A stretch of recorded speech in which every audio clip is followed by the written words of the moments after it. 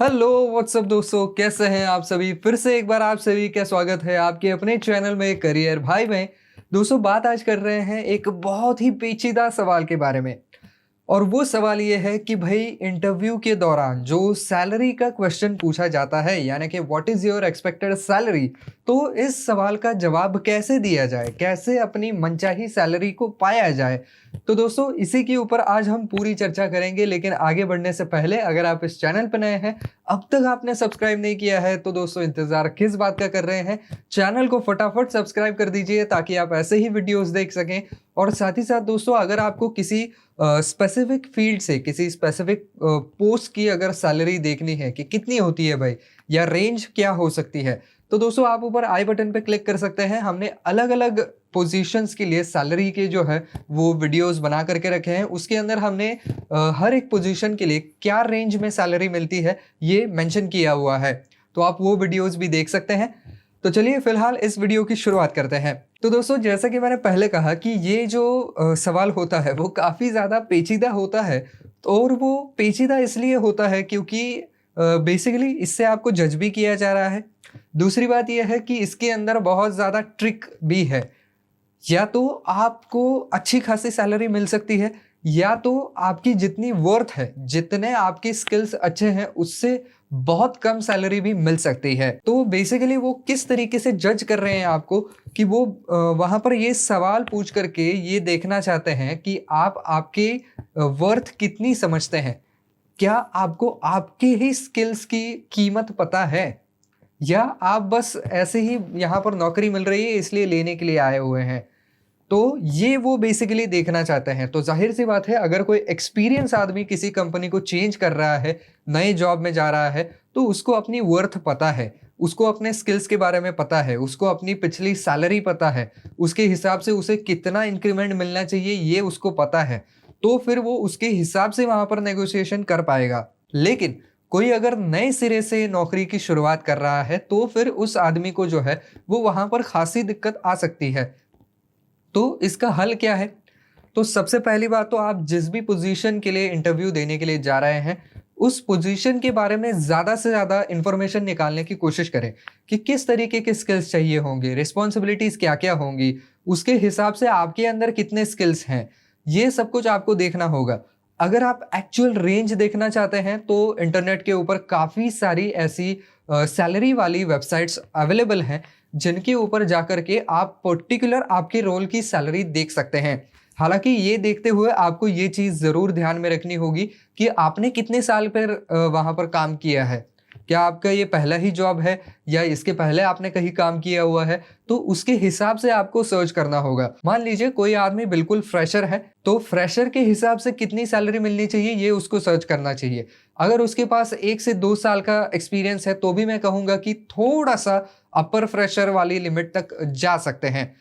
अगर उस आदमी के पास 3 से ज़्यादा साल का एक्सपीरियंस है, तो उसने अपने आप को एज़ अ एक्सपीरियंस के तौर पर उसके हिसाब से ही सैलरी ढूँढनी चाहिए, ताकि वो अपनी सैलरी उतनी माँग सके जितनी कि उसकी वर्थ है। दूसरी बात ये है कि हमेशा ये सवाल जो है वो जनरली आखिर में पूछा जाता है, सारा इंटरव्यू होने के बाद।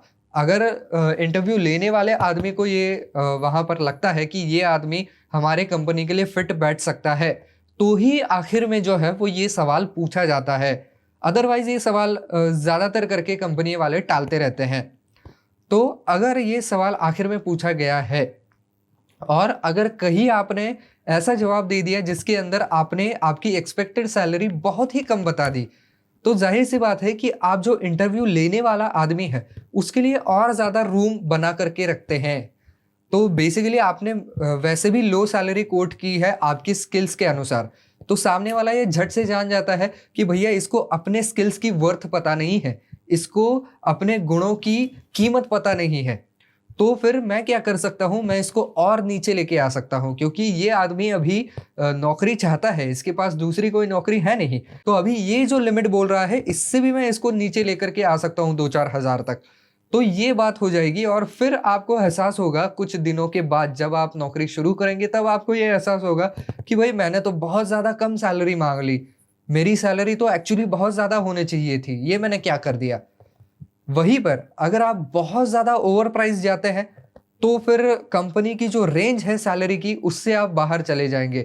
और कंपनी वालों को ये भी लग सकता है कि भैया इसके स्किल्स उतने नहीं है लेकिन सैलरी तो बड़ी ऊंची मांग रहा है, तो फिर ये कहीं ना कहीं मेल नहीं खाता है, तो इससे बेहतर है हमें कोई दूसरा कैंडिडेट चुन ले जिसकी सैलरी की एक्सपेक्टेशंस जो है वो काफ़ी ज़्यादा रियलिस्टिक है। तो इसका तोड़ ये है कि आप वहाँ पर ये मेंशन कर दें, अगर आप लिख करके बता रहे हैं तो आप आपकी रेंज लिखें और आखिर में वहाँ पर आप लिख सकते हैं कि नेगोशिएबल, यानी कि आप उसके ऊपर जो है वो थोड़ा बहुत बातचीत करके वहाँ पर ऊपर नीचे कर सकते हैं, आप फ्लेक्सिबल है उसके बारे में, तो फिर कंपनियां आपके बारे में ज़रूर सोचेंगी। दूसरा इसके लिए अप्रोच ये होता है कि मान लीजिए कि उनकी सैलरी जो है वो आपकी एक्सपेक्टेड सैलरी से थोड़ी सी कम है, तो फिर आप इसको कैसे जवाब देंगे? I can consider this salary depends on if I am getting any bonus और ड्यूनेस अलाउंसेस और एनी अदर बेनिफिट्स और इंक्रीमेंट। तो ऐसे आप जो है वो इस सवाल का जवाब दे सकते हैं। अर्थात अगर मैं सामान्य भाषा में बताने की कोशिश करूं कि हम इस सैलरी के बारे में ज़रूर सोच सकते हैं, बशर्ते अगर हमें यहाँ पर इंक्रीमेंट मिल सकता है या कोई दूसरे तरीके के बोनस मिल सकते हैं या डियरनेस अलाउंसेस मिल सकते हैं।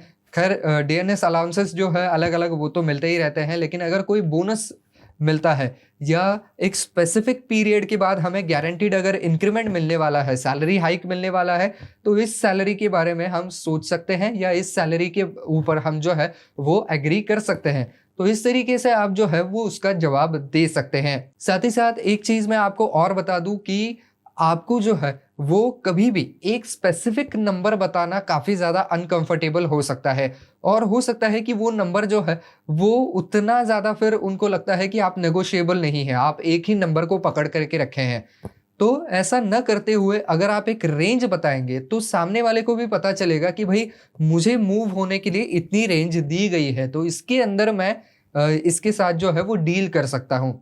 जैसे कि मान लीजिए आपको एक्सपेक्टेड सैलरी है 25 से 30 हज़ार के बीच में, आप जाते हैं, आपसे पूछा जाता है ये सवाल, तो आप वही जो रेंज है वो बता सकते हैं कि भाई मैं 25 से 30 हज़ार के बीच की सैलरी जो है एक्सपेक्ट कर रहा हूँ, हालांकि ये सैलरी जो है वो मैं इसके ऊपर नेगोशिएट करने के लिए ज़रूर तैयार हूँ। तो फिर वो आदमी वहाँ पर सोच सकता है कि मैं इसको 26 की ऑफ़र दे सकता हूँ, मैं इसको 28 की ऑफ़र दे सकता हूँ, 29 की ऑफ़र दे सकता हूँ।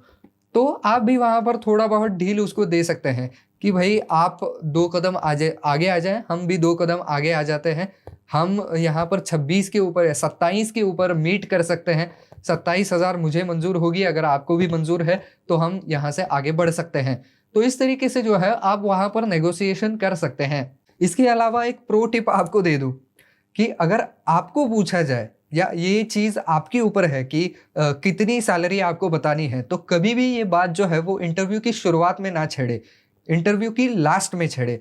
तो इंटरव्यू के लास्ट में छेड़ने के बाद आपको एक एडवांटेज ये रहता है कि जो भी कुछ सवाल पूछे गए हैं ऑब्वियसली वो आपके रोल स्पेसिफिक हुए हैं, यानी कि आपके रोल के स्पेसिफिक जो भी कोई सवाल है वो आपको पूछे गए हैं, तो आपको पता होगा कि उनमें से कौन से स्किल्स मेरे पास हैं, उनमें से कौन से सवालों के जवाब मैं अच्छे तरीके से दे पाया हूँ। तो उसके हिसाब से आप वहाँ पर आपकी रेंज भी तय कर सकते हैं।